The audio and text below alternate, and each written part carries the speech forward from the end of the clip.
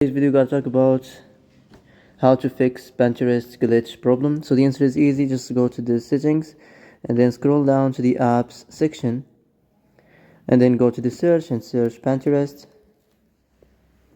and then go to the storage, and here you will find this clear cache option. Click on it. Now you can go check it if it worked, and if it didn't you can try to restart your phone or turn the Wi-Fi off and on, or the Bluetooth or the iPlan mode.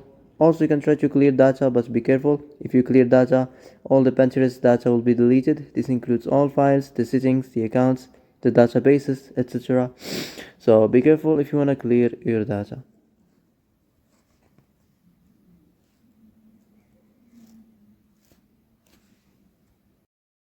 So that's it for today's video. I hope this is the answer you've been looking for, and if you like this video, don't forget to like and subscribe, and see you in the next video.